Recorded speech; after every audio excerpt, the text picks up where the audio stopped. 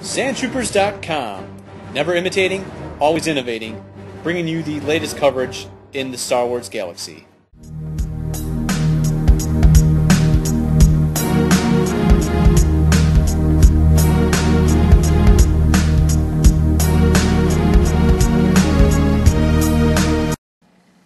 Welcome back, troops, to the latest edition of Sam Watch Live. Today we'll be taking a look at figure number 25 from the Clone Wars animated line, Ki-Adi Mundi.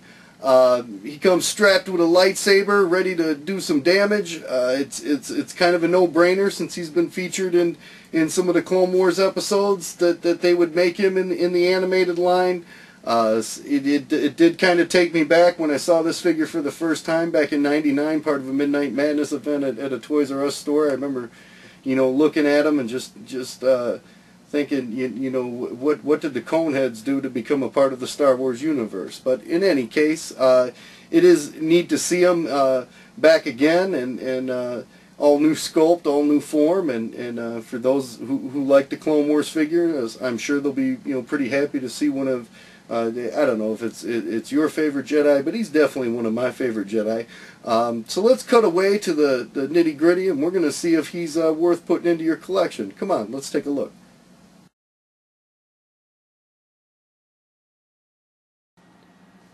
Alrighty, there he is in all his glory.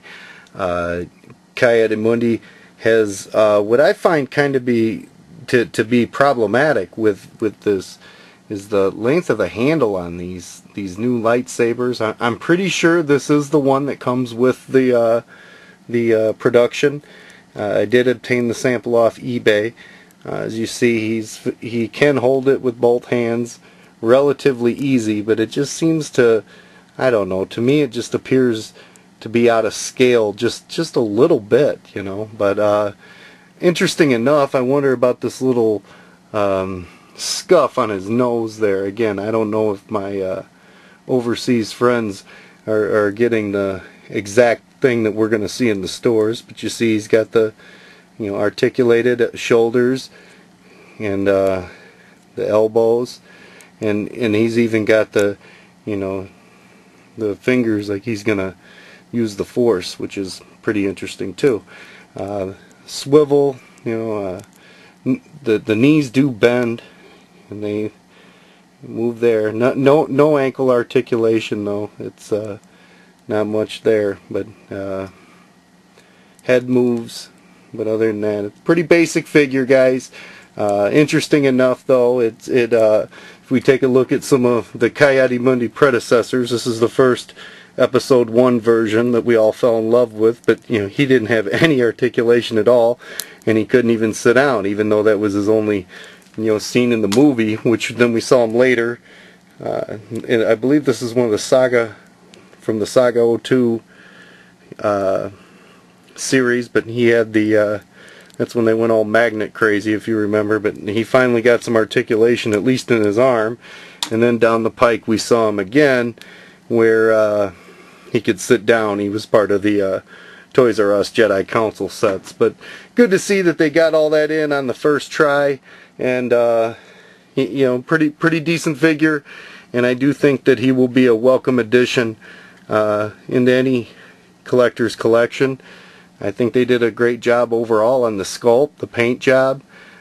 Just wish he could come with maybe more accessories instead of the dice and the game piece. But overall, I'm pretty impressed with them.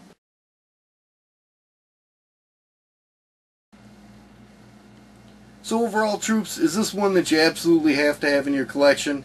I think so. There's 32 new figures for the Clone Wars line in 2010, and they definitely could have done a lot worse than this one. He'll be part of Wave 3, hitting stores in September, and I think with being such an integral part of the Landing at Point Raid episode, they're putting out the flamethrower clones, so I think you gotta have Ki-Adi Mundi. For me personally, I enjoyed this character. I liked seeing him evolve from the very wise Jedi Master in Episode 1, who really, he didn't have a whole lot of dialogue, but and he was pretty much, just the scenes with the Jedi Council. But later on, we saw him in the fight in Episode 2, where he was, knocking back blaster fire from the gunship, and then, sadly enough, in Episode 3, when he was killed. And Order 66 with on the Battle of Megiddo. Again, I think the character was really cool, and I think that this figure, they did a wonderful job on the face sculpt. I was looking at it real close, and they nailed it as far as, like, you know, the animated version to the figure. When we have seen them botch some up real bad in the animated line, such as Count Dooku looking like a totem pole. But, you know, they definitely did a much better job on this one. So until next time, troops, I'm Darth Spice for the original Imperial, Sandtroopers.com. United we find, we're out.